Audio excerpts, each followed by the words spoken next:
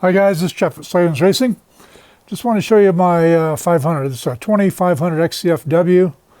I've made videos on this bike before. About a year and a half ago when I was down at Baja, I did a Baja build, but I went back there in January of this year. Here it is April, and I'm just now getting to the video. This bike's been sitting here disgustingly dirty this entire time in my spare man cave room. But I made a few changes on it, not a lot this year. Alright, so up front I ran an X31 Bridgestone, a 9121, the fat one. And that's a good choice for down there in the sand. There's a lot of sand in Baja, obviously. Although we rode a lot of trails that didn't have any sand, but regardless, I still think the 9100 is a good choice for Baja. I do not like that size tire for the Colorado mountains, but down there it worked well.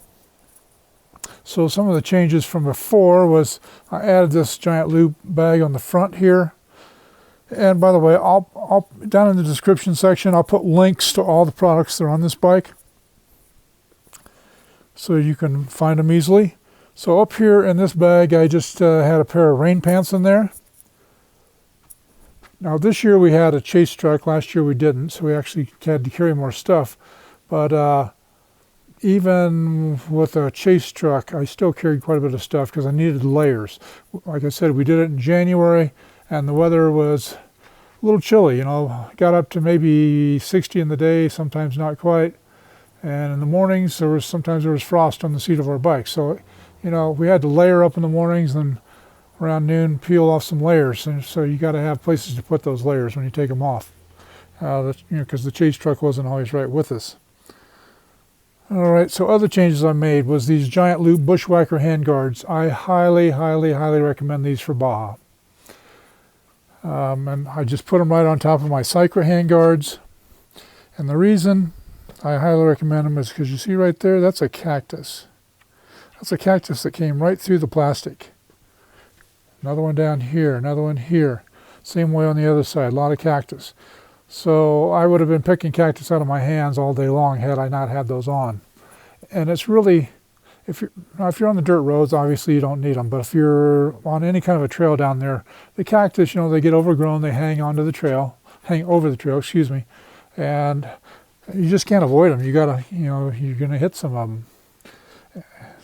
All right, so on the back, last year I had the giant loop bags on there, and those were great. The Mojave's, excellent bag, but I thought I needed just a little bit more capacity, so I went with these Wolfman bags, and I'm totally drawing a blank on the name of them right now, but it's a nice setup. They come with this mount. I mean, you buy this mounting piece separately. It wraps all the way down to the side over there. No. And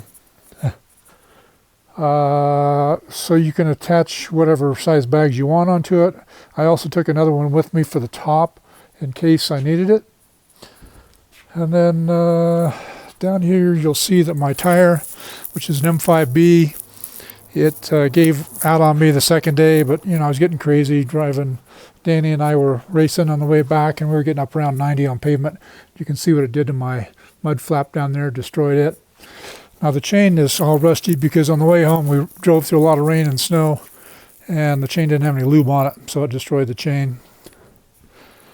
I think the gearing's slightly different than last year. I did 1447, and I also added this little bag up here, which I just put in sunglasses and a goggle rag and some of that kind of stuff. I might have added this as well, I'm not sure.